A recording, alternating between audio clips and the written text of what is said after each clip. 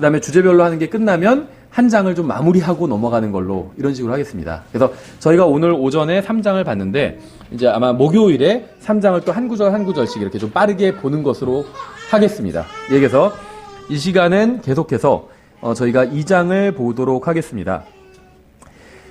그래서 아시는 것처럼 이제 그 2장과 3장에선 교회에 관한 말씀이죠. 근데 이것이 그냥 단순한 교회에 관한 말씀이라고 보지 마시고 우리 각자 그리스도인과 또 우리 지역교회와 또 우리 각자 개인에 대한 하나님의 어떤 평가라고 보시면 됩니다. 그래서 그리스도의 심판석에서도 주님께서는 이런 식으로 평가하실 거예요. 그러니까 우리가 지금 모의고사를 치르고 있는 거예요. 그러니까 그리스도의 심판석이 뭐 막연하다고 생각하실 필요가 없어요. 지금 7번에 걸쳐서 주님께서 교회를 판단하신 게 나오잖아요. 그러니까 교회에 대한 심판이고 또 이걸 개인에 대한 심판으로 적용하실 수도 있거든요. 우리 중에도 여기에 나오는 말씀들대로 그대로 심판을 받을 사람들이 있을 거라고 생각을 합니다.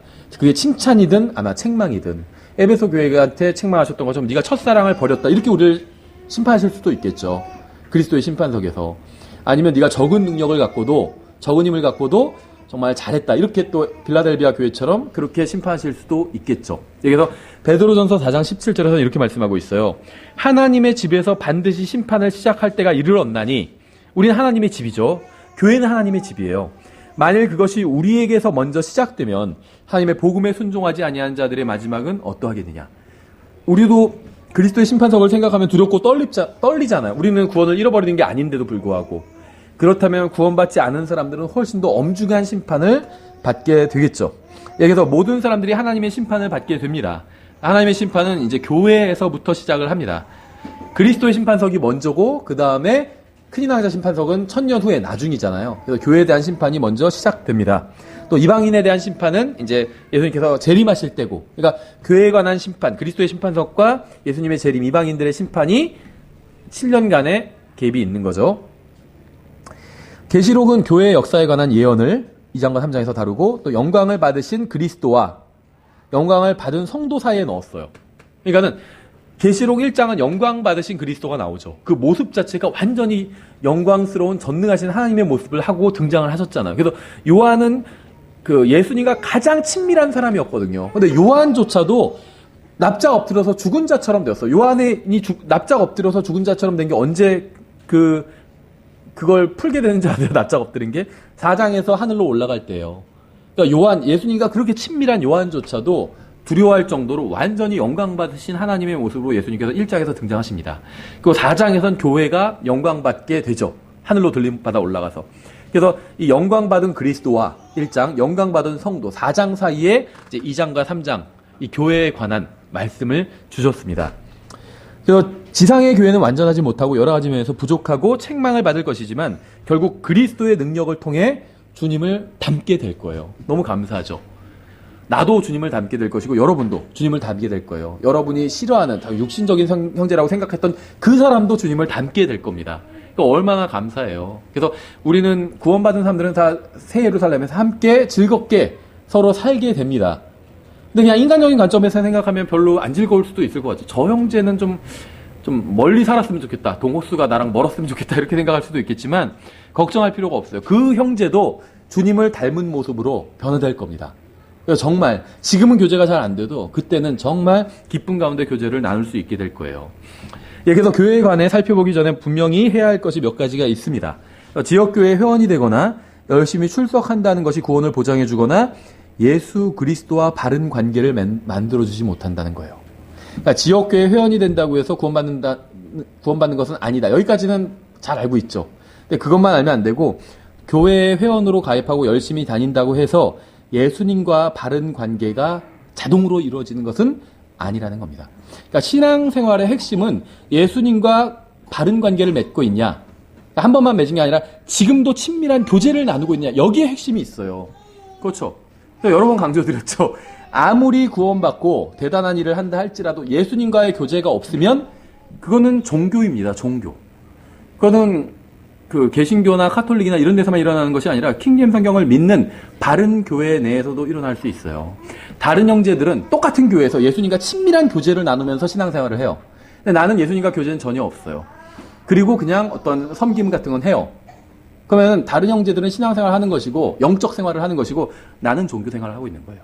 예, 그래서 본인을 좀 점검해 배울 필요가 있겠죠. 또 간과하지 말아야 될 사실은 모든 지역교회는 오류와 진리가 섞여 있다는 겁니다. 그렇죠? 2장과 3장에 나온 7교회에게 보내는 편지는 모두 교회사 전체의 지역교회와 또 이제 개인들에게 적용할 수 있습니다. 그러니까 에베소서, 빌립보서, 갈라디아서를 우리에게 적용하는데 전혀 문제가 없죠. 그것처럼 계시록에 나온 7교회도 다 우리에게 적용할 수 있다는 겁니다. 이 말씀을 통해서 우리를 살펴봐야 된다는 거예요. 성령께서 귀 있는 자는 성령께서 말씀하시는 것을 들어라 이렇게 반복해서 강조하시기 때문에 그렇다고 볼 수 있죠. 이제 2장 1절부터 우리가 좀 빠르게 보겠습니다. 사실 계시록도 이걸 자세히 보면 이게 한도 끝도 없어요. 그래서 저희가 이제 한 장을 정리할 땐 그냥 한 시간에 한 장을 이렇게 정리하고 넘어가는 것으로 이런 식으로 하겠습니다. 2장 1절에 보시면 에베소 교회의 천사에게 쓰라. 오른손에 7별을 붙잡고 있는 곧 7금 등잔대의 한가운데를 거니는 이가 이것들을 말하노라. 주님께서 이스라엘 백성들에게 자신의 백성 가운데 거하실 것을 약속하셨습니다. 레위기 26장에서. 그래서 그들의 장막 사이를 거니시면서 원수들로부터 보호해 주시겠다. 이렇게 신명기 23장에서 또 약속을 하셨습니다. 다시 태어난 사람은 하나님께서 거하시는 성전입니다. 주님께서는 그리스도인의 몸 안에 거하시면서 지역교회 가운데 거하시며 또 보호하시고 인도해 주고 계십니다. 에베소서는 이제 말 자체의 의미는 이 바람직한 이런 의미라고 합니다. 소아시아의 서쪽에 위치한 도시고 또 사도 바울은 고린도에서 예루살렘으로 가는 길에 이 도시에 방문한 적이 있습니다. 그래서 사도행전 18장에 보시면 이 에베소가 나와요. 그래서 사도 바울이 이제 에베소를 지나쳐가는 장면이 나오고 그냥 지나쳐가는 게 아니라 복음 전하고 거기서 교회를 세우고 지나쳐가게 됩니다. 이때가 대략 이제 사도 바울의 두 번째 선교 여행이고 AD 52년경이었다고 보통 보면 됩니다. 그래서 여기서 사도 바울이 이제 그 유명한 브리스길라와 아굴라를 남겨놓고 가요. 에베소 교회에. 왜냐면 자기는 복음을 전하러 계속 선교 여행을 다녀야 하기 때문에 이제 교회에서 그래 좀 훌륭한 좀 인도자를 모범이 되는 이 가정을 좀 남겨둔 것이라고 볼 수가 있겠죠. 이게 이제 사도행전 18장 26절이고 또 아폴로가 이 도시에서 열성적으로 성경을 가르칩니다. 아폴로는 구약 성경에 정통했었죠. 복음을 모르고 있다가 복음을 듣고 나서 이제 그 구약 성경을 가지고 예수님이 그리스도라고 아주 강력하게 가르치는 사람이 되었죠. 이것도 사도행전 18장 25절에 나오고 이제 바울이 세 번째 선교 여행 중에 이 에베소에서 3년을 머무르게 됩니다. 이건 이제 사도행전 20장에 나와요. 그의 사역은 이 바울의 사역은 크게 복을 받아서 에베소뿐만 아니라 주변 지역에서까지 이제 확장되고 열매를 맺게 됩니다. 이때가 대략 이제 AD 57년 경이었다고 보여집니다. 근데 이제 바울이 나중에 이제 첫 번째 투옥 되죠. 그때가 AD 60년에서 63년 동안 이렇게 3년간 첫 번째 투옥이 되는데 이때 이제 로마에서 에베소서를 기록했습니다. 신약 성경의 에베소서를 로마에서 감옥에서 이제 기록하게 되죠. 그래서 석방된 후에 바울은 다시 이 도시에 와서 이제 그 디모데를 에베소 교회의 인도자로 사역자로 세우게 됩니다. 그래서 아마도 디모데를 이제 목사로 세우게 된다고 볼 수가 있습니다. 2절에 보시면 내가 내 행위와 수고와 인내와 또 내가 악한 자들을 용납하지 못함을 아노니 스스로 사도라고 말하나 사도가 아닌 자들을 내가 시험하여 그들이 거짓말하는 자들임을 알아내었으며 이렇게 말씀하고 있어요. 행위를 한다고 하셨습니다. 행위. 교회는 게으름을 피우거나 노는 곳이 아니라 일하는 곳이에요. 걔도 일주일간 열심히 일했는데 교회 와선 좀 미안하지만 아니에요. 교회는 일하는 곳입니다. 주님을 섬기고 다른 형제 자매를 섬기는 곳이 교회입니다. 그래서 내가 신앙생활을 잘하고 있나를 보기 위해선 여러 가지를 볼 수 있겠지만 내가 교회에서 섬김을 받는지 또 내가 교회를 섬기고 있는지를 보시면 됩니다. 섬김도 받아야 되고 또 섬겨야 돼요. 저도 그러니까 예를 들면 목사는 말씀으로 섬기는 거죠, 성도들을. 그리고 또 교회에서는 예를 들면 저한테 또 생활비를 지원해주고 섬겨주고 있잖아요. 이게 서로 섬기는 거예요. 근데 목사뿐만 아니라 성도들도 서로 간에 서로를 섬기는 겁니다. 그러니까 교회는 섬김의 장소예요. 행위가 있어야 돼요. 행위로 구원받는 것은 아니지만 행위가 있어야 됩니다. 주님을 섬기려면 행위가 있어야 돼요. 무엇인가로 서로 섬겨야 됩니다. 그래서 내가 만약에 교회를 다니는데 섬김을 전혀 받지 못하고 있어요. 그러면 좀 잘못된 교회를 다니는 거예요. 근데 여기서 말하는 섬김은 교회에서 막 날 대우해주고 이게 아니라 일단 기본적으로 말씀의 섬김을 받아야 돼요. 내가 말씀을 통해서 유익을 얻어야 됩니다. 교훈을 얻고 주님을 더 닮아가고 주님을 더 사랑하게 되고 주님을 더 쫓아가고 싶은 마음이 생기고 어떤 말씀의 섬김을 받아야 돼요. 그리고 다른 한편으로는 그럼 이제 내가 어떤 교회 다니는데 말씀의 섬김을 받는다. 그러면 일단 교회 선택을 잘한 거예요. 두 번째는 말씀의 섬김만 받으면 안 돼요. 나도 섬겨야 돼요. 그래야지 내가 그리스도의 심판석에서 뭐가 칭찬받을 게 있게 되잖아요. 그래서 뭔가 정말 주님을 섬기고자 하는 마음이 있다면 그 교회에 어떻게 보면 좀 빈 자리가 보일 겁니다. 이 교회가 이거 좀 부족하다. 그럼 그 부족한 것은 비판하라고 하나님께서 알려주신 것이 아니라 섬기라고 알려주신 거예요. 그 점을 섬기라고. 그렇죠? 예, 그래서 에베소 교회는 행위가 있었고 교회에는 행위가 있어야 됩니다. 또 악한 자들을 용납하지 못함을 아노니 주님께서 이렇게 말씀하셨죠. 에베소를 좀 생각해보면, 이 사도행전을 보면 에베소 교회에 대한 이해도를 좀 높일 수가 있는데, 이 에베소 지역에는 여러 가지 악이 등장했어요. 악한 영들이 있었고, 사도행전 19장에 보면, 또 악한 영을 부리는 자들이 있었죠. 어떤 여종 이야기도 나오고, 이게 다 에베소예요. 그래서 악한 영을 부리는 자들도 있었고, 또 에베소 보니까 술수를 가르치는 책들, 예전 성경에 뭐 마법하는 책들이라고 하는데, 굉장히 많은 양의 그런 책들이 있었죠. 막 점치고 뭐 이런 악한 영을 부리고 이런 것에 관한 책들이에요. 이게 상당히 많이 나왔어요. 그렇죠. 그래서 에베소가 부흥하면 이걸 막 또 처리하고 이런 것들을 그런 장면이 나오잖아요. 또 19장에 보면 우상을 만들어서 파는 자들도 있었습니다. 그렇죠. 그래서 에베소라는 도시 자체가 다이아나에게 바친 도시라고 주장을 하잖아요. 그러니까 이 에베소는 악한 것이 많은 지역이었습니다. 근데 에베소 교회는 고린도 교회와는 달리 악한 자들을 용납하지 않았습니다. 고린도 교회는요, 고린도서 11장 4절에 보시면 다른 영, 다른 복음 다 받아들여 버렸어요. 그러니까 이 교회가 가짜 교회가 아니에요. 무슨 카톨릭 교회가 아닙니다. 이단 교회가 아닙니다. 고린도 교회는 신약 교회이긴 하지만 육신적이고 잘못된 교회였습니다. 그래서 잘못된 다른 영, 다른 복음 다 받아들여 버렸어요. 사도 바울이 너희가 잘도 용납하는도다 그렇게 얘기했잖아요. 어떤 분들은 구원받은 사람도 마귀 들릴 수 있습니까? 이렇게 얘기했는데 들릴 수 있어요. 왜 못 들려요? 많아요, 오히려. 그런 애는 한두 끝도 없어요. 성경을 예를 들면 변기하는 학자들 중에 구원받은 사람 없다고 생각하세요? 구원받은 사람이 있어요. 그럼 그 사람들이 맨정신으로 성경 변기시키겠어요? 다 마귀 들리는 거지. 그러니까 사람들이 생각할 때 마귀 들리는 게 다양한 특징이 있는데 무슨 뭐 자해를 하고 막 나쁜 짓을 하고 그런 것만 생각하는데 절대 그렇지 않아요. 마귀는 기본적으로 종교적이에요. 예수님에게 마귀가 요구했던 게 뭐였어요? 내가 신나게 놀게 해달라고 그런 거 요구 안 했어요. 네가 나한테 경배하라 이렇게 요구했잖아요. 하나님께 경배를 요구할 정도로 대단히 종교적이거든요, 마귀는. 종교적인 영역에서 주로 활동한다는 거죠, 마귀가. 예, 그래서 성경 변개시키고, 이게 다 마귀 들린 사람들이 하는 거예요. 근데 보통 봤을 때는 아주 점잖죠. 학자고, 대학 교수고. 근데 하나님의 말씀을 손대는 거는 그건 미친 짓인 거예요. 아무리 인간적인 관점에서 봤을 땐 정상인 같아도, 그건 마귀 들려서 그런 짓을 하는 겁니다. 예, 어쨌든지 간에, 고린도 교회는 잘못된 영도 잘도 용납했습니다. 근데 에베소 교회는 악한 자들을 용납하지 않았습니다. 이게 좋은 점이죠.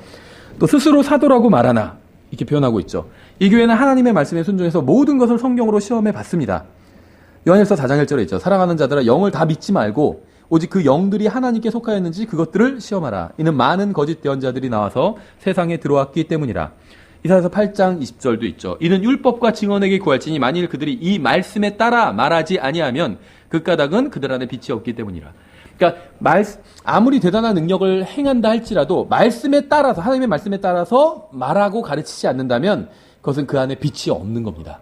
그러니까 이 기준을 붙잡는다면 오류에 빠지지 않게 되겠죠. 성경에 의하면 사도는 사도들의 표적을 가지고 있어야 됩니다. 우리가 뭐 표적에 대해서 다 볼 수는 없겠지만 나중에 신학원에서 이단 연구 시간에 좀 자세히 다룰 겁니다. 여기서는 뭐 자세히 다루지는 않겠습니다. 고린도후서 12장 12절에서 진실로 내가 너희 가운데서 모든 인내와 표적들과 이적들과 능한 행위들로 사도의 표적들을 행하였노라. 그러니까 사도의 표적이라는 것이 성경에 존재해요. 사도라면 말로만 내가 사도다 이게 주장해서는 안 됩니다. 표적이 있어야 됩니다. 표적이. 근데 사도의 표적은 한 가지가 아니라 여기서도 고린도후서에서 사도 바울이 복수로 표현했죠. 사도의 표적들이라고. 그래서 마가복음 16장 17절부터 18절을 보면 5가지로 나옵니다. 믿는 자들에게는 이런 표적들이 따르니 곧 내 이름으로 그들이 마귀들을 내쫓으며 은사주의자들 자기네 이거 한다고 주장하죠. 새 언어들로 말하며 방언한다고 주장하죠. 이거부터는 못 돼요. 뱀들을 집어올리며 뱀들을 집어올리고 어떤 치명적인 것을 마실지라도 해지를 받지 않으며 병든 사람에게 안수하면 그들이 나오리라. 그러니까 5가지 중에서 방언하고 마귀 쫓아내고 안수하는 것 요거 3가지는 한다고 하는데 그것만 하면 안 되고 나머지 다 해야 돼요. 뱀 집어올리고 독을 마셔도 살아야 됩니다. 요거는 못하죠. 가끔 뉴스에 나와요.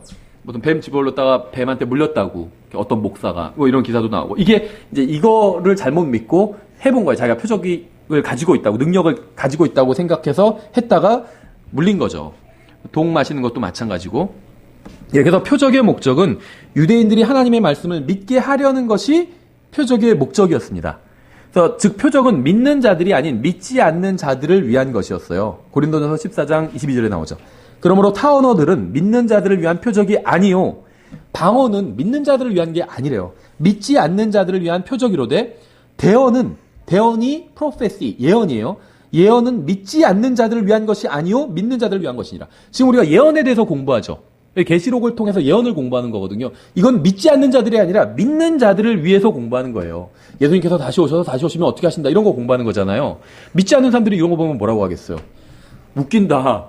예수님이란 존재도 없는데 하나님도 아니고 그 존재가 무슨 다시 온다고 믿고 말도 안 된다 이렇게 생각하겠죠. 그것도 또 말을 타고 오고 무슨 입에서 칼이 나오고 말도 안 된다 이렇게 생각하겠죠. 그러니까 지금 저희가 공부하는 이 예언은 믿는 자들을 위한 거예요. 믿는 자들이 들으면 하나님의 말씀을 믿는 사람들이 들으면 위로를 받아요. 그렇죠. 아 그래 예수님께서 마저 다시 오시지. 내가 지금 요즘 일어나는 여러 일로 머리가 아팠는데 그게 그렇게 큰 일은 아니야. 예수님께서 다시 오시니까 위로가 된다는 거죠. 그래서 이 예언을 공부하는 건 믿는 사람들을 위한 것이지만 방언은 믿지 않는 자들을 위한 거라고 분명히 말씀하고 있어요. 그렇죠? 하나님께서는 표적을 행하는 능력을 교회에 분명히 주셨습니다. 고린도전서 12장 보면 은사로 받았다고 나와 있어요. 교회가 표적을 행하는 능력을. 하지만 그 표적을 행하는 능력을 주신 이유는 교회를 위해서 주신 것은 아니에요.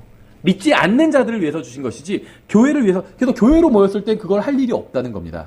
진짜 그런 표적을 받았다 할지라도 다 믿는데 왜냐하면 표적은 뭐냐면 내가 하나님의 말씀을 지금 전하고 있다는 걸 입증하는 거예요. 내가 하는 말이 하나님의 말씀이 맞다. 이거 어떻게 입증하냐? 기적을 행하는 거예요. 아, 그럼 저 기적을 행하는 걸 보고, 아, 인간이 할 수 없는 일이니까 기적은. 아, 저건 하나님께서 저 말씀을 주신 게 맞다. 이런 용도로 표적을 주신 겁니다.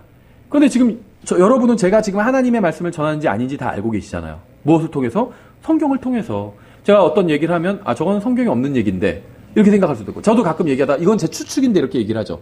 성경에 없다는 거예요, 근거가. 그러면 그거는 제가 하는 말이에요. 그건 여러분이 받아들이지 않아도 상관이 없죠. 근데 하나님의 말씀을 인용해서 비교해서 보여주면서 제시하는 건 받아들여야 되겠죠. 여러분도 판단을 해보는 것이고. 그렇죠. 그래서 우리 교회는 표적이 필요 없다는 겁니다. 기본적으로 대부분은 하나님의 말씀을 믿으니까. 문제는 잘 그렇게 실천을 안 해서 문제지. 어쨌든 일단 믿잖아요. 이게 성경을 보여주면서 하나님의 말씀이라고 하면 인정하잖아요. 그럼 표적이 필요 없다는 거예요. 그렇죠? 3절. 또 참고 인내하며 내 이름을 위해 수고하고 낙심하지 아니하였느니라. 에베소 교회는 자신들의 이름이 아닌 주님의 이름을 위해서 수고했습니다. 교회 자랑하는 사람들이 있어요. 그렇죠. 교회 자랑하고. 그런 면에서는 감사해요. 저희는 뭐 자랑할 것도 없는 교회니까. 목사 자랑하고, 그것도 감사하죠. 자랑할 것도 없어요. 그렇죠. 예. 네. 근데 자신들의 이름을 자꾸 내려고 하지 말고, 우리 교회가 뭐 이렇게 했다 막 그런 거 하지 말고, 주님을 자랑해야 됩니다. 주님을.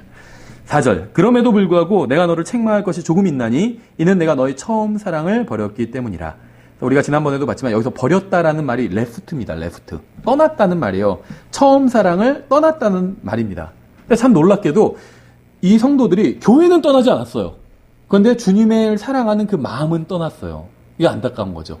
우리도 아마 그런 분들이 많이 있을 거예요. 교회는 나와요. 심지어 어떤 목사님도 그런 얘기 하신 적이 있어요. 자기가 훌륭한 목사님이에요. 근데 무슨 간증하시면 88년부터 92년까지 자기가 4년간 주님을 떠나 있었다. 이렇게 얘기해서. 근데 그런 중에도 교회에서 설교 다 하고 신학원서 가르치고 책도 쓰고 다 할 거 다 했어요. 마음으로 떠날 수 있잖아요. 첫사랑에서 떠났다는 그런 의미겠죠, 그분이. 어디 이상한 데 가진 않았어요. 몸은 항상 교회에 와 있어요. 목사인데 몸은 교회에 와 있어요. 마음이 떠난 거죠. 목사도 그럴 수 있어요. 다른 성도들도 마찬가지고. 그러지 말라고 주님께서 말씀하시는 거죠. 그래서 이 사람들은 교회를 떠나지는 않았지만 주님을 사랑하는 마음에서는 떠나버렸습니다. 5절에 그러므로 내가 어디로부터 떨어졌는지 기억하고 회개하며 처음 행위를 하라. 만일 그리하지 아니하고 내가 회개하지 아니하면 내가 속히 내게 가서 내 등잔대를 그것의 자리에서 옮기리라. 에베소 교회의 가장 근본적인 문제는 세상에서 간증을 잃은 것이 아니라 주님을 더 이상 처음 구원받았을 때처럼 사랑하지 않는다는 것이었습니다. 외부에 문제가 있었던 것이 아니라 내부에 문제가 있었죠. 근데 사실 모든 문제는 내면에서부터 시작합니다. 우리는 외부에서 문제가 시작된다 이렇게 생각할 수가 있는데 그렇지 않아요. 내면에서 시작해요. 어디서 시작하면 마음에서. 마음의 어떤 부분에서 시작하냐면 주님을 사랑하는 그 부분에서 시작해요. 근데 주님을 사랑하는 부분에서 더 이상 사랑하지 않으면 이제 거기서부터 그리스도인의 모든 문제가 시작됩니다. 그렇죠? 내면의 실패가 외면의 실패로 이어집니다. 등잔대라는 표현이 나오는데 성막에는 7개의 가지가 달린 등잔대가 있었습니다. 근데 이제 영어로는 이게 캔들스틱이라고 말씀드렸죠. 그래서 지난번에도 말씀드렸지만 촛대라고 번역하는 게 저는 낫다고 봐요. 왜냐면 캔들스틱이라고 했으니까. 근데 이제 등잔대라고 번역하신 이유는 그 시대에는 캔들이 없었다. 초가 없었기 때문에 등잔이 맞다 이러는데 성경에는 캔들스틱도 나오고 캔들도 나오고 램프도 나와요. 그러니까 성경은 초랑 등잔을 구분해주고 있다는 겁니다. 그럼 여기서는 캔들스틱도 등잔대고 캔들도 등잔이고 램프도 등잔이고 이렇게 하면은 킹제임 성경에서 구분해줬는데 이걸 다시 합쳐버린 게 돼버리는 거죠. 어쨌든 간에 그 성막에는 7개의 가지가 달린 등잔대가 있었어요. 그러니까 에베소서 신약 계시록 2장 3장에 나온 촛대와 등잔대와 구약 성경의 성막에 나오는 등잔대의 차이가 서로 생긴 게 다르다고 말씀드렸죠.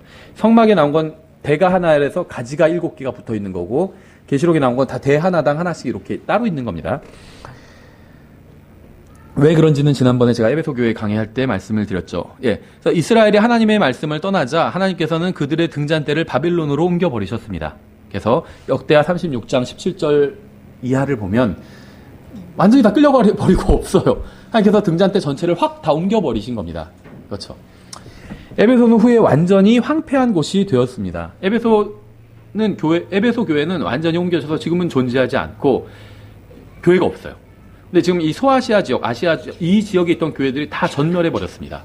왜냐하면 아마도 주님을 사랑하는 첫사랑에서 떠났기 때문에 주님께서 촛대를 옮겨 버리셨다고 봐야 되겠죠. 그렇죠?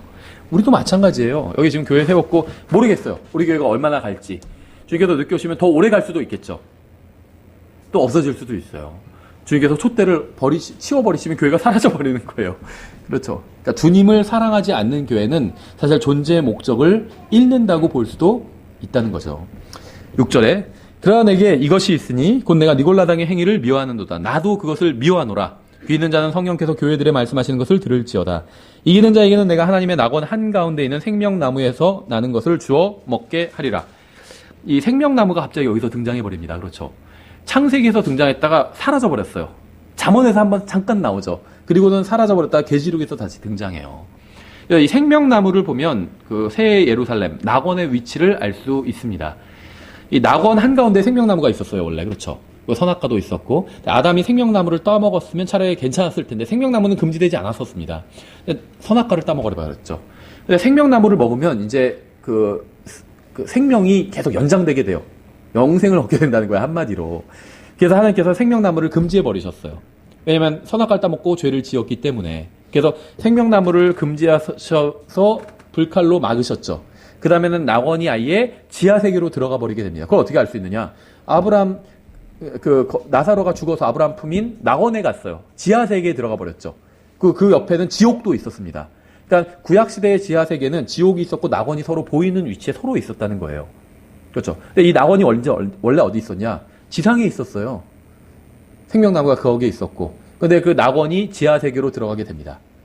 그런데 낙원이 예수님께서 승천하실 때 낙원에 있는 사람뿐만 아니라 낙원이 통째로 다 뜯어서 셋째 하늘로 가져가 버렸어요. 예수님께서. 그래서 사도 바울이 셋째 하늘에 가서 낙원을 봤다 이렇게 얘기하고 있잖아요. 낙원은 원래 지하세계에 있는 건데 지표면에 있다가 지하세계로 들어갔다가 지하세계로 들어간 건데 사도 바울이 셋째 하늘에 가서 봤다고 얘기했잖아요. 낙원이 셋째 하늘로 들어가게 돼요. 근데 나중에는 다시 낙원이 이 지상으로 도래하게 됩니다. 왜냐하면 새 예루살렘에 보니까 가운데에 생명나무가 있네요. 낙원이 거기가 있는 거예요. 이 생명나무는 여러 개가 아니고 하나거든요. 놀랍게도 생명나무가 강 양편에 있다고 그래요. 그런데 복수로 사용 안 해요. 하나라 그래요. 하나인데 강 양편에 있어요. 어떻게 될까요? 잘은 모르지만 뿌리가 다 연결되어 있겠죠. 어쨌든지 간에. 그래서 이 생명나무를 가지고 이제 이 낙원의 위치를 이렇게 파악하는데 굉장히 도움이 됩니다. 그런데 생명나무가 한가운데 있대요. 그걸 주겠대요. 먹게 하겠대요. 하나님께서. 예, 그래서 사도 바울은 에베소를 떠나기 전에 이제 여러 가지를 미리 경고했습니다. 니골라당의 행위에 대해서 경고했어요. 근데 이제 이 사도행전 19장 20장을 보면 에베소의 교회에 관한 이야기가 나오는데 20장 30절에서 사도 바울이 에베소를 떠나면서 하는 이제 그 경고의 설교를 하죠. 또 너희 중에서도 제자들을 끌어내어 자기를 따르게 하려고 왜곡된 것들을 말하는 사람들이 일어나리라. 이걸 다른 한 단어로 고치면 뭐죠? 니골라당의 행위죠. 자기를 섬기게 해요. 주님을 섬기게 해야 되는데 자기를 섬기게 해요. 목사를 잘 섬기면 복 받는다고 그러고 봤어요. 안타깝게도 킹제임스 성경 진영에서도 봤어요. 개신교에서 많이 봤고 킹제임스 성경 진영에서도 봤어요. 그래서 성도의 신앙생활 잘하는지 못하는지 알 수 있는 방법 중에 하나가 목사 집에 냉장고에 얼마나 고기를 육회 공분을 잘 채워놓느냐 이걸로 드러난다. 킹제임스 성경 믿는 사람도 그렇게 해가지고 막 그렇게 시킨 적도 있어요. 이런 게 니골라당의 행위예요. 다른 게 아니라. 제자들을 끌어내서 자기를 따르게 하잖아요. 주님을 따르게 해야지. 왜 자기를 따르고 자기를 섬기게 해요. 왜곡된 것들을 말하고 이상한 것들을 얘기하고. 그래서 사도행전 20장 30절에서 바울이 미리 에베소 교회 성도들에게 이 경고를 했습니다. 그것도 외부에서 어떤 사람이 와서가 아니라 너희 중에서 이런 자가 나올 거라고 경고를 했어요. 그런데 진짜로 나왔죠. 그래서 에베소 성도들이 이 경고를 잘 받아들였죠. 그래서 니골라당의 행위를 미워했어요. 그런 사람이 나왔을 때 이거 사도 바울이 경고했던 건데 대번을 알아봤죠. 그래서 거부해버렸습니다. 그래서 위험은 외부에 있는 것이 아니라 내부에 있습니다. 성도가 마음속으로 하나님을 떠나면 사람을 쫓아가게 됩니다. 100%예요. 사람을 쫓아가고 있는 사람들, 사람 섬기면서 종교생활을 하는 사람들 있잖아요. 교황을 섬기든 그게 뭐 목사님을 섬기든 그런 사람들은요. 하나님을 떠난 거예요. 마음속으로 하나님을 향한 첫사랑을 떠난 겁니다. 그러면 즉시 사람을 따르게 돼 있습니다.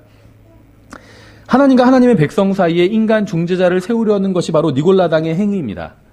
여러분과 하나님 사이엔요. 인간 중재자가 필요 없어요. 다시 말하면 누구를 급한 일이 있어서 위급한 상황에서 누구한테 전화해서 바로 저를 위해서 기도해 주세요. 아니면은 전 급하니까 빨리 해 주세요. 아니면 큰일 납니다. 이렇게 할 필요가 없다는 거예요. 물론 다른 사람한테 기도 부탁하는 건 좋은 일이에요. 그렇죠. 그건 나쁜 게 아닙니다. 근데 그 사람이 안 해주면 큰일 나는 건 아니라는 거죠. 내가 나가면 돼요. 직접 하나님께. 그렇죠. 아무리 다른 사람이 열심히 나를 위해서 기도해줘도 그것도 가치 있는 일이지만 내가 끝까지 하나님을 대적한다면 의미가 없겠죠. 그 기도가. 그렇죠. 하나님께서 그 사람의 기도에 응답해 주셔서 내 안에서 역사해 주시고 기회를 주실 거 아니에요. 그러니까 저는 누가 기도한다고 해서 그 일이 100% 이루어지는 건 아니거든요. 다만 그럼 왜 기도하냐? 하나님께서 기회를 주신다고 봐요. 내가 어떤 사람을 그 사람 구원을 위해서 기도하면 하나님께서 그 사람을 강제로 구원받게 못 하시죠. 하지만 기회는 주신다고 봐요. 좋은 전도자를 보내줄 수도 있고, 그렇죠. 기회를 주신다고 봐요. 근데 그 사람이 끝까지 거부해요. 그러면은 결국에는 소용이 없죠. 그렇죠. 그래서 우리는 다른 인간 중재자가 필요 없이 누구나 즉시 하나님께 언제나 바로 어디서나 나갈 수가 있습니다. 구약성경에도 나오잖아요. 콜미 그렇게 얘기하잖아요. 너는 내게 부르짖으라. 이게 콜미예요. 현대 영어로 하면 전화해라 이 말이에요. 그렇죠. 받겠다는 거예요. 하나님께서 통화 중입니다. 뭐 이런 게 아니라.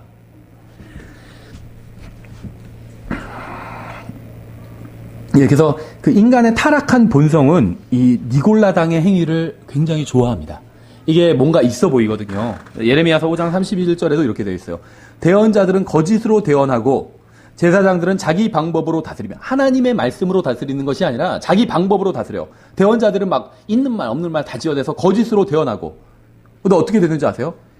자기 방법으로 다스리면 대언자, 제사장, 종교 지도자들이 엉터리로 해요. 자기 방법대로 하나님의 말씀대로 안 하고. 그런데 내 백성은 그렇게 하는 것을 사랑하리니 좋아한대요. 그것이 마지막에는 너희가 무엇을 하려느냐. 그것의 마지막에 너희가 무엇을 하느냐. 그러니까 무슨 말이냐면 너희가 엉터리로 하는 걸 좋다고 따라가고 있으니까 마지막에 어떻게 되는지 한번 보자. 매를 때리시겠다는 거죠. 이 사람의 이 본성에 부합해요. 이 종교 시스템이. 그래서 막 카리스마 있다고 그러고 와, 저 목사님 카리스마 있어. 막 그러고. 그렇죠. 하나님의 말씀을 가르쳐야죠. 하나님을 따르게 해야죠. 자기를 따르게 하면 그거는 잘못된 거죠. 카리스마가 문제가 아니라. 여기서 예수님께서 이렇게 말씀했어. 나도 그것을 미워하노라. 이렇게 말씀하시죠. 예수님께서 미워하시는 것이 분명히 있습니다. 주님께서 무엇을 미워하시는지 알면 주님을 더 잘 이해할 수 있어요. 주님께서는 여러 가지를 미워하시는데 모든 악의 일꾼들 미워하시죠. 시편 5편에. 사악함을 미워하십니다. 시편 47편. 우상 숭배를 미워하세요. 예레미야 44장. 속임수를 미워하십니다. 스가랴 8장. 거짓 종교를 미워하십니다. 아모스 5장. 교만한 눈빛, 거짓말하는 혀, 무죄한 피를 흘리는 손, 사악한 상상의 꾀를 꾸미는 마음, 신속히 해악으로 치닫는 발, 형제들 가운데 불화를 뿌리는 자, 잠언 6장. 이걸 다 미워하시죠. 또 폭력을 사랑하는 자들, 이걸 미워하세요. 이게 이제 주님께서 내가 직접 미워한다 이렇게 말씀하신 것들의 목록입니다. 그러니까 주님께서 미워하시는 게 있어요. 이걸 알면 주님의 성품을 우리가 좀 더 이해할 수가 있겠죠. 8절에 서머나에 있는 교회의 천사에게 쓰라. 처음이요 마지막이니 곧 전에 죽었다가 지금 다시 살아있는 이가 이것들을 말하노라. 서머나는 이제 모략이라는 뜻으로 큰 무역 도시였습니다. 이 모략은 시편 45편에 의하면 향기를 내는 원료예요. 모략이. 또 제사장에게 붓는 기름에도 모략이 들어가 있습니다. 출애굽기 30장에 보면. 또 여인을 정결하게 하는데도 이 모략이 쓰였어요. 에스더 2장에 보면. 또 시신을 수습하는데도 모략이 사용되었습니다. 요한복음 19장에 보면. 그러니까 서머나 교회는 핍박받는 교회였습니다. 그들의 고통엔 향기가 되어서 주님 앞에 올라갔죠. 신랑을 맞이하기 위해서 자신을 정결하게 하는 신부처럼 그들은 고난을 통해서 정결해졌습니다. 베드로전서 4장 12절에도 나오죠. 이런 내용이. 이 모략은, 그러니까 마태복음 2장을 보면 그 예수님께 경배 드리러 온, 초림을 기념하기 위해서 경배 드리러 온 이제 이 현자들이 갖고 온 세 가지 중에 하나죠. 모략, 황금, 유황이었잖아요. 이제 황금은 신성을 상징하고, 이 유황은 존귀를 상징하고, 모략은 이제 고난, 죽음을 상징합니다. 그래서 주님께서는 또 십자가 위에서 모략을 받으셨어요. 모략을 식초에 섞어서 주기도 하고, 주님께서 목마르다고 하셨을 때 이 아주 쓴 이런 것들을 이제 주님께 드렸죠. 조롱의 의미로 드린 겁니다. 그거는 로마 군인들이. 9절, 내가 내 행위와 환난과 궁핍을 알며 그러나 내가 부유하도다. 또 스스로 유대인이라 하나 유대인이 아니요 사탄의 회당인 자들의 신성 모독을 아노라. 주님께서 우리를 위해서 가난하게 되심으로 우리의 궁핍에 동참하셨습니다. 여기서 주님께서 내가 너의 환난과 궁핍을 안다 이렇게 말씀하셨잖아요. 근데 그냥 그걸 그냥 머리로 안다는 말이 아니라 실제 우리를 위해서 가난에 궁핍에 동참을 하셨던 경험이 있습니다. 아 그건 내가 알지. 이런 얘기예요. 어떤 사람이 예를 들면 뭐 위암에 걸렸다. 그러면 그거 나도 걸린 적이 있어요. 그럼 내가 그거 알지, 그 고통을. 이렇게 얘기할 수 있잖아요. 그러니까 인터넷에서 찾아보고 위암이 이렇게 나쁜 거구나. 이렇게 아는 게 아니라 나도 걸려본 적이 있어요. 그럼 나도 그걸 알지. 지금 그 말씀을 하고 있는 거예요. 환난과 궁핍을 안다 이렇게 말씀하시는 게. 고린도서 8장 9절이죠. 우리 주 예수 그리스도의 은혜를 너희가 알거니와 그분께서 부요하셨으나 너희를 위하여 가난하게 되심은 자신의 가난으로 말미암아 너희를 부요하게 하려 하심이라. 우리를 위해서 가난해지셨거든요. 그래서 이 궁핍을 알고 계십니다. 주님께서 머리 둘 곳도 없을 정도로 가난하셨어요. 누가복음 9장 58절에서 그렇죠. 집이 없었다는 거예요. 거할 곳이 없었다는 겁니다. 뭐 월세, 전세, 사골세도 없었다는 거예요. 또 이 세상에서 필요한 것을 공급받기 위해서 신실한 여자들의 도움을 받으셨죠. 신실한 여자들이 자신의 제물로 주님 섬겼잖아요. 경우에서는 아이들이 섬긴 적도 있어요. 아이들 도시락을 가지고 섬긴 적이 있잖아요. 아이들이. 심지어는 주님께서 물고기에게도 돈을 꾸신 적이 있어요. 물고기가 동전을 빌려줬잖아요. 주님께 드렸잖아요. 그걸로 세금 내셨잖아요. 세금 낼 돈도 없어서. 그러니까 하나님께서는 가난한 자들을 택하사 믿음에 부유하게 하셨습니다. 야고보서 2장 5절처럼. 우리는 돈을 사랑함이 모든 악의 뿌리라는 사실을 기억해야 되고 디모데전서 6장 하늘의 보화를 쌓아두는 법을 배워야 합니다. 마태복음 6장 19절. 그러니까 어떤 사람들의 은행은 하늘나라에 있는 반면 어떤 사람들의 하늘나라는 은행에 있어요. 나의 천국은 은행에 있어. 이렇게 얘기하는 거죠. 예. 근데 우리의 은행은 하늘나라에 있어야 돼요. 우리의 하늘나라가 은행에 있으면 안 됩니다. 은행만 가면 막 너무 기분이 하늘나라처럼 기뻐요. 그러면 좀 곤란하다는 거죠. 예. 10절. 내가 장차 당할 그것들 중에 어떤 것도 두려워하지 말라. 보라, 마귀가 너희 중에서 몇 사람을 감옥에 던져 너희를 시험하리니 너희가 열흘 동안 환난을 당하리라. 너는 죽기까지 신실하라. 그리하면 내가 생명의 관을 내게 주리라. 귀 있는 자는 성령께서 교회들에 말씀하시는 것을 들을지어다. 이기는 자는 둘째 사망에게 해를 입지 아니하리라. 두려워하지 말라 이렇게 말씀하셨는데 믿는 자들 안에 거하시는 성령님은 두려움의 영이 아니죠. 고린도후서 1장 7절 말씀처럼 또 환난을 당하리라 이렇게 말씀하셨어요. 두려워하지 말라 이렇게 하셔놓고 너희가 환난을 당하지 않을 거다 이렇게 하면은 좀 논리적으로 맞잖아요. 어려운 일을 당하지 않을 거니까 두려워하지 말라 이렇게 돼야 되는데 환난을 당할 것이다 이렇게 말씀하셨습니다. 그러니까 저는 주님이 참 정직한 분이라고 생각을 합니다. 그렇잖아요. 사람들 많이 모르면 모으려면 너희가 어려움이 없을 것이다. 다단계에서 어떻게 모아요 사람을. 이렇게 하면 여러분들이요 이 다단계에 가입하시면 폐가 망신할 수 있습니다. 이런 얘기 하나요? 안 하죠. 잘 된 케이스 그걸 보여주잖아요. 막 그 정점에 선 사람 그래서 뭐 몇 달 만에 이렇게 실적을 올렸고 지금 뭐 벤츠를 타고 다니고 있고 막 이런 거 보여주잖아요. 전 끌려가 본 적은 없지만 끌려간 사람의 얘기를 들어보면 그런 걸 보여주잖아요. 좋은 얘기만 보여준다는 거. 그래야지 사람들이 오지. 나쁜 걸 얘기하면 요즘 저도 그 자동차를 이제 운전하면서 오면서 라디오를 들으면 대부업체 광고를 가끔 할 때가 있잖아요. 그럼 다 실컷 그냥 그 돈 갖다 쓰라고 해놓고 조그만 소리로 뒤에 얘기하죠. 그러나 뭐 안 좋게 될 수도 있다 이러니 조그맣게 얘기하잖아요. 주님은 딱 얘기하신 거. 너희가 환난을 당할 거다 이렇게 얘기하셨습니다. 거짓말하시는 분이 아니에요. 있는 그대로 말씀하셨어요. 막 사람들 불경스러운 표현이지만 꼬시기 위해서 입에 바른 말만, 듣기 좋은 말만 하지 않으셨다는 겁니다. 솔직히 말씀하셨어요. 환난을 당할 것이다. 신실하게 살고자 하는 자일수록 박해를 받으리라고 말씀하셨잖아요. 그래서 사람들을 믿게 하기 위해서 쉬운 길을 제시하시거나 꾸며내서 말씀하지 않으셨습니다. 12절 버가모에 있는 교회의 천사에게 쓰라. 양날 달린 날카로운 검을 가진 이가 이것들을 말하노라. 버가모는 서머나 북쪽에 위치하고 있습니다. 근데 이제 버가모의 단어의 뜻은 좀 여러 가지가 있다고 합니다. 특정하기는 어려운데 뭐 많은 결혼 뭐 이런 걸 의미한다고도 하고 이 양날 달린 날카로운 검이란 말이 나오는데 이건 하나님의 말씀을 상징하죠. 당연히 히브리서 4장 12절에 의하면 주님께서는 서머나 교회에는 자신의 생명을 주관하시는 분으로 자기가 생명을 주관하는 분으로 계시하시고 있고 8절에 버가모 교회에는 죽음을 주관하시는 분으로 계시하고 있어요. 12절에 좀 계시하신 내용이 다르죠.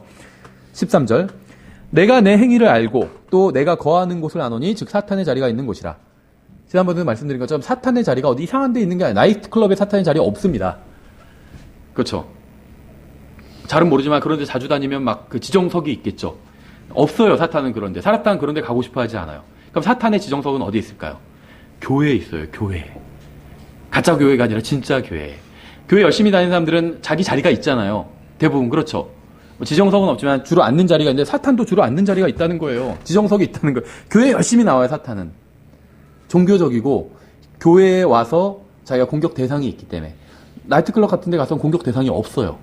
그렇죠. 아마 저는 사탄도 한심하게 볼 것 같아요. 거기 가서는. 뭐하고 이러고 있냐고. 그렇죠. 내가 내 이름을 굳게 붙잡고 안디바가 나의 신실한 순교자가 되어 너희 가운데서 곧 사탄이 거하는 곳에서 사탄이 성도들과 함께 있대요. 너희 가운데서 곧 사탄이 거하는 곳에서 죽임을 당한 그때에도 나의 믿음을 부인하지 아니하였도다. 주님께서는 우리가 어디에 있는지 아십니다. 버가모 교회의 성도들은 주님의 이름을 굳게 붙잡고 있었습니다. 신약 성경에 의하면 죄인은 예수 그리스도의 이름을 믿음으로 구원받죠. 마태복음 1장, 요한복음 1장 12절, 로마서 10장 9절, 사도행전 4장 12절 많이 있죠. 주님께서는 자신의 이름으로 모이는 자들 가운데 있겠다고 약속하셨어요. 마태복음 18장 20절에서. 주님께서는 그 자신의 이름으로 아버지께 기도하라고 하셨죠. 요한복음 14장에서. 그러면 아버지께서 기도에 응답해 주신다고 말씀하셨습니다. 15장에서. 주님께서 믿는 자들이 주님의 이름으로 인해서 세상에서 미움을 받을 것이라고 미리 경고하셨어요. 마태복음 10장, 사도행전 9장에서. 하지만 주님의 이름으로 인해서 모든 것을 버린 자에게는 보상해 주시겠다. 이렇게 약속하셨습니다. 마태복음 19장에서. 그래서 주님께서는 주님으로 인해서 조그만 것이라도 우리가 어려움을 당한다면, 고난을 당한다면 주님께서는 반드시 보상해 주신다고 그렇게 말씀하셨어요. 그래서 여러분의 수고가 절대 헛되지 않을 겁니다. 어느 정도로 주님께서 철저하게 보상해 주시냐? 내 형제를 위해서 물 한 컵을 떠줘도 보상해 주신다고 그랬잖아요. 물 한 컵 떠주는 거 대단한 거 아니죠? 그렇죠. 누가 저한테 물을 달라고 그래요. 그럼 떠줄 수 있겠죠. 어려운 일 아니에요. 그렇죠. 지나가다 어떤 사람이 교회 들어서 물 한 컵 주실 수 있어요? 줄 수 있죠. 왜 못 줘요? 그러면 제가 주면서 이 사람이 내가 물 한 컵 줬으니까 적어도 나한테 얼마를 주겠지. 이런 거 기대 안 하겠죠. 물 한 컵은 아무것도 아니에요. 근데 그걸 해도 주님께서는 보상해 주신다고 말씀하셨다는 거예요. 그렇죠. 여러분이 수고한 것에 몇 배로 주님께서는 갚아주실 거예요. 여러분의 수고가 헛되지 않을 겁니다. 14절 그러나 내가 너를 책망할 것이 몇 가지 있나니 이는 거기에 발람의 교리를 붙잡는 자들이 내게 있기 때문이로다. 그가 발락을 가르쳐 이스라엘 자손 앞에 걸림돌을 놓게 하고 우상들에게 희생물로 바친 것들을 먹게 하며 또 음행하게 하였느니라. 발람은 거짓 대언자로 이스라엘을 잘 알고 있었지만 증오했습니다. 그래서 발람의 교리는 이제 이런 것들이 있는데, 첫째는 하나님의 백성들이 넘어지도록 그들 앞에 걸림돌을 두는 것이 발람의 교리죠. 또 베드로후서 2장 15절에 의하면 불의한 삭설 사랑하는 것이 발람의 교리예요. 발람에 대해서 베드로가 이렇게 평가하고 있죠. 불의한 삭설 사랑했다고 평가하고 있어요. 또 세상과 타협하게 하는 것이 발람의 교리입니다. 그렇죠. 그래서 이스라엘 백성이 가나안 민족과 섞이게 만들었잖아요. 타협하게 만들었잖아요. 이게 발람의 교리입니다. 하나님께서는 발람의 말에 귀를 기울이지 않으셨습니다. 주님은 이스라엘을 멸하지 않으시고 지켜주셨습니다. 신명기 23장, 여호수아 24장에 나와 있죠. 마귀가 하나님의 백성을 공격하는 방법이 변하지 않습니다. 처음에는 죽이려고 해요. 창세기 4장에서. 하나님의 백성을 죽이려고 합니다. 근데 그게 실패하면 그 다음에는 믿지 않는 사람들과 사귀어서 타락하게 만듭니다. 창세기 6장. 하임의 아들들이 타락하게 되죠. 그래서 마귀의 전술은 전혀 변하지 않습니다. 15절. 이와 같이 내게도 니골라당의 교리를 붙잡는 자들이 있거니와 내가 그것을 미워하노라. 이 니골라당이라는 말은 정복한다는 의미의 그리스어 니카오랑 사람들이라는 의미의 라오스라는 말이 합해서 만들어진 합성어예요. 그래서 백성을 정복한다. 평신도를 정복한다. 이런 의미라고 보시면 됩니다. 근데 이제 이건 그리스어죠. 니골라 땅이란 말 자체가. 근데 이 발람이란 말도 의미가 같아요. 이 발람에서 암이란 말은 사람들, 백성을 의미하고 이 앞에 발람할 때 할 때 이건 정복한다는 의미예요. 그래서 이건 이제 히브리어죠. 뜻이 똑같아요. 사람들을 정복한다는 말이에요. 그래서 니골라라는 말과 발람이란 말이 의미가 같습니다. 그리스어고 하나는 히브리어 이 차이지. 예, 그래서 버가모 교회는 니골라당의 교리를 붙잡는 자들이 있었습니다. 그래서 교회사적으로는 이 시대에는 이제 성직 제도가 왕성하게 정착됩니다. 그렇죠. 로마 카톨릭은 교황 제도가 AD 그냥 베드로부터 시작됐다 이렇게 얘기하지만 그거는 거짓말이죠. 자기들도 안 믿을 거예요, 그 말은. 왜냐면 베드로부터 AD 300년까지 교황이 이어져 내려왔다 하는데 그냥 이름 아무거나 막 갖다 껴놨는데 가톨릭 교회사가 들으면 경악하겠지만 이런 소리를 들으면 이름을 막 껴놨는데 그거는 자기들도 안 믿는 거고 실제 이제 교황의 등장은 대략 AD 500년쯤이나 뭐 이런 식으로 봐요. 근데 처음에 교황이 등장했을 땐 이 로마 황제에 비해서 권력이 약했습니다. 황제보다 교황이 약했어요. 그래서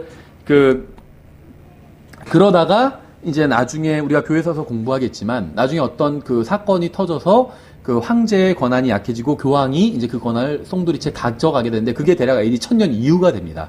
그래서 이제 이 시대에 이제 교회 버가모 시대에 이제 이런 그 성직 어떤 제도가 이제 그 전부터 있었지만 아주 왕성하게 유럽 전역에서 이제 번창하게 된다는 겁니다. 16절. 회개하라. 그리하지 아니하면 내가 속히 내게 가서 내 입의 칼로 그들과 싸우리라. 회개하지 않으면 주님께서 버가모 교회에 내게 오셔서 그들과 싸우신다고 말씀하고 있어요. 여기서 말하는 그들은 버가모 교회가 아니에요. 왜 그러냐 하면 교회는 그리스도의 몸입니다. 그렇죠. 그래서 하지만 지역교회 내에서 구원받지 않은 채 교회를 무너뜨리는 일을 하는 자들은 주님의 몸이 아닙니다. 그러니까 구원받지 않은 채 교회를 대적하는 자들은 주님의 몸이 아니라는 거예요. 그래서 주님께서 이러한 자들과 싸우겠다는 겁니다. 교회가 싸우시겠다는 것이 아니라 교회는 책망하시죠. 교회는 안 싸우죠. 책망하시는 것이고 교회를 무너뜨리는 자들과 싸우시겠다는 거예요. 그래서 내가 너한테 가서 그들과 싸우겠다 이렇게 말씀하고 계신 것이죠. 17절. 귀 있는 자는 성령께서 교회들에게 말씀하시는 것을 들을지어다. 이기는 자에게는 내가 감춰둔 만나를 주어 먹게 하고 또 흰 돌을 그에게 줄 터인데 그 돌에는 새 이름이 기록되어 있어 그 돌을 받는 자 외에는 아무도 그 이름을 알지 못하느니라. 감추어둔 만나는 예수님 자신을 의미합니다. 사실은. 그러니까 예수님은 성궤고 기름이시고 막대기고 증언판이시고 만나십니다. 그렇죠. 흰 돌은 좀 생각할 필요가 있는데 돌은 사람을 상징해요. 출애굽기 28장에 보시면 이 대제사장의 흉패 12보석이 박혔죠. 보석이 돌이잖아요. 귀한 돌이 보석이잖아요. 근데 이 하나의 돌이 하나의 지파를 상징하거든요. 근데 지파의 선조들은 사람이잖아요. 이 돌은 사람을 상징합니다. 철저하게 사람을 상징. 베드로에게도 너가 돌이라고 말씀하셨잖아요. 사람을 상징해요. 돌은. 흰색은 거룩함과 영광을 상징합니다. 계시록 3장과 그 6장을 보면 흰색은 거룩함, 영광을 상징해요. 따라서 흰 돌은 구원받아 거룩하고 영광을 받은 사람을 상징한다고 볼 수가 있습니다. 이 새 이름은 성경을 보면 성경을 보면 사람들은 종종 이 새로운 이름을 받는 장면을 볼 수가 있어요. 그래서 새 이름을 주신다고 그랬는데, 예를 들면 야곱은 이스라엘 이름을 받죠. 아브라함은 아브라함, 사레는 사라, 시몬은 베드로, 사울 바울. 어떤 새로운 이름을 받는 장면을 볼 수가 있어요. 그래서 새로운 이름은 돌을 받는 개인의 이름일 수도 있고 아니면 그리스도의 이름일 가능성도 있습니다. 이 새 이름이 뭔지는 몰라요. 근데 이 돌을 주신다고 그랬잖아요. 구원받은 사람한테. 그러면 그 사람의 이름이 적힌 돌을 주실 수도 있고, 근데 그 사람의 제 이름은 이우진인데 새로운 이름을 주실 수도 있겠죠. 폴, 용기, 조 뭐 이런 것처럼. 바울 뭐 데이비 좋은 거 갖다 쓰잖아요. 그것처럼 뭐. 그렇죠.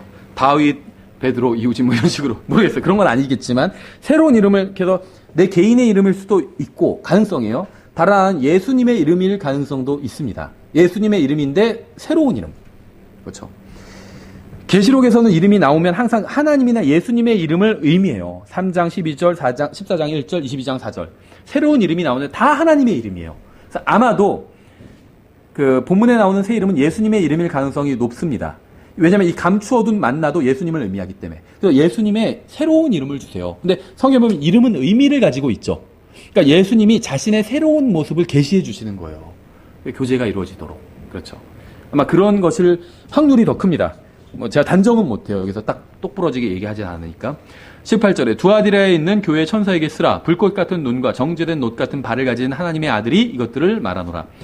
베드로는 예수님이 하나님의 아들이라고 고백했죠. 마태복음 16장에서. 그래서 이 신앙 고백 위에 교회가 세워졌습니다.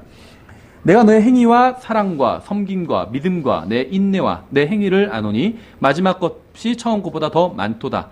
그래서 마지막 행위가 더 많기 때문에 행위를 2번 말씀하신 것이죠. 모든 행위의 동기는 사랑이어야 합니다. 하나님을 사랑하는 그 마음. 사랑으로 섬기는 사람은 단순히 섬김이라는 행동을 하는 것이 아니라 주님의 교회에 큰 유익을 주게 됩니다. 그러니까 똑같은 것을 똑같은 두 사람이 섬겨도 똑같은 행위를 해도 한 사람은 주님을 사랑하는 동기에서 해요. 다른 한 사람은 그냥 해요. 그러면 주님을 사랑하는 마음에서 하는 그 행위가 교회에 진정한 유익을 준다는 거예요. 다 그런 건 아니지만 제가 뭐 그냥 쉬운 예를 들면 저희도 돌아가면서 한 분씩 이제 반찬을 준비해 오고 한 가지 준비하고 교회에서는 한 3가지 정도를 준비를 하잖아요. 근데 반찬을 준비해서 오시는데 이 동기가 내가 다른 사람들을 섬기기 위해서 내 형제 자매들을 섬기기 위해서 내가 이걸 준비한다. 그러면은 그 사랑의 동기로 한다. 그러면 그거는 바른 동기고 교회에 유익을 줍니다. 근데 하긴 해요. 근데 내가 이제 그 어떤 다른 사람보다 더 우월함을 느끼기 위해서 영적인. 그래서 안 하는 사람을 막 지적해요. 저 사람은 교회 나온 지도 오래됐는데 반찬도 안 하고 말이야. 난 그렇게 어려운 상황에서도 해오는데 하면서 그러면 그거는 유익을 주지 못해요. 육신적인 유익은 줄 수 있겠죠. 먹이니까 영적인 유익을 줄 수는 없다는 겁니다.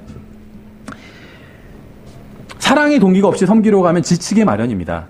오직 사랑의 동기로 섬겨야만 주님께서 다시 오실 때까지 지치지 않고 섬길 수 있어요. 어떤 긴 병에 효자 없다고 어떤 병수발을 오래 하는 분들이 있잖아요. 근데 어떤 얘기를 하면 몇 년간 하는 분이 있어요. 제가 아는 어떤 분도 3년간 부모님을 병수발하고 또 뭐 자녀는 장모님을 또 다음에 또 했다고 하는 분도 있고. 어떻게 그럴 수 있었을까요? 잘은 모르지만 사랑하는 마음이 있었겠죠. 그렇잖아요. 자식이 그러면 그런 얘기하는 분들도 있어요. 자식이 아픈데 그냥 사람만 있었으면 좋겠다. 사람만. 전에도 어떤 그 부인이 의료사고로 애를 낳다가 뭐 사고가 났어요. 남편이 그러더라고요. 그래서 부인이 뭐 완전히 몸이 다 망가졌고 그냥 누워만 있어요. 근데 이제 생사를 알 수 없는 지경에까지 빠졌어요. 그러니까 그 남편이 뭐라고 하면 사람만 있었으면 좋겠다고. 사람만 있었으면. 아무것도 못해도 상관없다고. 사람만 있었으면 좋겠다고. 부인을 얼마나 사랑하는지 그 마음이 느껴지죠. 그렇죠. 그러니까 사랑의 마음을 동기로 가지고 있으면 지치지 않아요. 사람만 있었으면 내가 이 사람으로부터 아무런 유익을 못 얻어도 상관없다. 사람만 있었으면 좋겠다. 이런 마음을 들게 된다는 거죠. 믿음은 하나님의 약속을 신뢰하는 것입니다. 또 하나님을 섬기고 믿음을 붙들면서 살기 위해서는 인내가 필요합니다. 주님을 위해 일하는 것도 좋지만 주님처럼 일하는 것은 훨씬 더 좋죠. 주님처럼 일하기 위해서는 주님이 가지고 계셨던 그 동기를 가지고 있어야 돼요. 사랑의 동기를. 그럼 주님처럼 일할 수 있게 됩니다. 20절. 그럼에도 불구하고 내가 너를 책망할 것이 몇 가지 있으니 이는 내가 이세벨이라는 그 여자를 용납하기 때문이라. 그녀가 자기를 가리켜 여대언자라 하며 내 종들을 가르치고 꾀어 음행하게 하고 또 우상들에게 희생물로 바친 것을 먹게 하는도다. 두아디라 교회의 위험도 외부가 아닌 내부에 있었습니다. 왜냐하면 교회 내에 이세벨이라는 여자가 있었고 이 여자가 교회에서 어떤 영향력을 끼치기 시작한 것이죠. 이 두아디라 교회는 한 여자의 간증을 통해서 세워졌을 확률이 큽니다. 왜 그렇게 뭐냐면 사도행전 16장에 보면 두아디라 출신의 여자인 루디아가 나오죠. 바울의 첫 번째 유럽 회심자가 바로 이 여자예요. 소아시아의 두아디라에서 온 여자였습니다. 그렇죠. 관계가 있어요. 분명히 이 두아디라 교회와. 아마 두아디라 교회는 창립되는데 한 여자의 힘이 크게 작용했을 거예요. 이게 뭐 루디아다 그런 얘기는 아닙니다. 아마 루디아가 자기 고향으로 두아디라로 돌아가서 사람들과 친교를 나누면서 여자들과 친교를 나누면서 복음을 전하고 교회를 사람들이 모여서 세워졌겠죠. 또 분명히 누군가 아마도 추측이지만 이 영향을 받은 사람이 어떤 여자가 이 두아디라 교회가 서는데 창립되는데 크게 작용했을 거예요. 그 힘이. 그래서 이 여자는 교회를 지배했을 것입니다. 실제 이름이 이세벨인지 아닌지는 잘 모르겠지만 아마도 교회를 지배했을 거예요. 이세벨은 바알의 대언자들을 먹였던 여자였죠. 엄청난, 그러니까 세상적으로 보면 뭐 여장부 같은 여자였는데 하나님을 대적하는 극도로 사악한 여자였고 이건 뭐 구약 성경 통틀어서 넘버원이에요. 여자 중에 이세벨보다 더 악한 여자는 없습니다. 근데 왜 영어 이름 중에서도 관계가 있는지 모르겠지만 이사벨라 뭐 이런 거 있고 근데 왜 그런 이름 짓는지는 모르겠어요. 네, 구약성에서 가장 사악한 여자가 이사벨입니다. 열왕기상 16장에 18장 뭐 이런 데 자세히 나와 있죠. 두아디라 교회의 성도들은 여자가 교회를 가르치는 것을 용납했지만 성령께서 그걸 용납하지 않으신다고 디모데전서 2장 12절에 말씀하셨죠. 여자가 교회에서 가르치는 것은 용납하지 않다. 분명히 말씀하셨어요. 성령님께서 용납하지 않으시는 것을 교회가 용납하면 마귀가 이제 그 틈을 비집고 들어오게 됩니다. 21절. 내가 그녀에게 그녀의 음행을 회개할 여지를 주었으나 이 교회 내부에 있던 여자예요. 그래서 주님께서 회개할 여지를 주셨습니다. 그녀가 회개하지 아니하였도다. 보라, 내가 그녀를 침상에 던져 넣을 것이요. 침상에 던져 넣는다? 침대에 던져 넣는 게 뭐 나쁜가? 이렇게 생각할 수 있는데 몸을 아프게 하시겠다는 겁니다. 몸이 아프면 어떻게 됐죠? 침대에 누워있죠. 그녀와 함께 간음하는 자들도 만일 자기 행실을 회개하지 아니하면 큰 환난 속에 던져 넣을 것이며 또 내가 사망으로 그녀의 자녀들을 죽이리니 그리하면 모든 교회가 나는 곧 속중심과 마음을 살피는 자인 줄 알리라. 또 내가 너희의 행위에 따라 너희 각 사람에게 주리라. 본문에서 말하는 그녀의 자녀들은 이 이세벨, 그녀가 가르치고 실행한 음행을 통해서 태어난 실제적인 아이들일 수도 있습니다. 그러니까 이제 이 여자가 음행과 우상숭배를 가르쳤다고 그랬어요. 근데 이게 실제로 그랬을 수도 있어요. 그래서 실제로 음행을 가르치고 음행을 실현했을 수도 있습니다. 한마디로 남자들 교회에서 꼬셔다가 음행했을 수 있어요. 그래서 태어난 아이들이 자녀들일 수도 있습니다. 그러면 여기서 본문에서 나온 음행은 육체적인 음행일 수도 있죠. 근데 이제 반대로 이게 상징적인 말씀일 수도 있어요. 그러면 본문에 나온 음행은 육체적인 음행이 아니라 우상숭배가 되겠죠. 그렇죠? 그러니까 우상숭배는 영적 음행이잖아요. 구약 성경은 이스라엘의 배교와 우상숭배를 음행이라고 종종 표현합니다. 역대상 5장, 호세아 9장, 에스겔 16장, 23장. 이 우상숭배가 영적 음행이다. 분명히 이렇게 말씀하고 있죠. 신약 성경도 이러한 비유적인 표현을 그대로 사용을 합니다. 야고보서 4장 4절에 의하면 세상과 친구되는 것은 음행하는 것과 같다고 말씀하고 있죠. 그러니까 이게 이사벨의 교리일 수도 있습니다. 그러니까 교회 내 세상을 끌어들여 버린 것. 어떤 여자가 성경을 가르치면서 세상을 끌어들인 걸 수 있어요. 교회 내. 영적으로 보자면. 그런 걸 수도 있죠. 24절. 그러나 내가 너희와 두아디라에 있는 남은 자들 곧 이 교리를 가지지 아니하고 그들이 말하는 대로 사탄의 깊은 곳을 알지 아니한 모든 자들에게 말하노니 내가 어떤 다른 짐도 너희에게 지우지 아니하리라. 신약 성경은 사탄의 은밀한 교리를 폭로하고 성도들에게 미리 경고해 줍니다.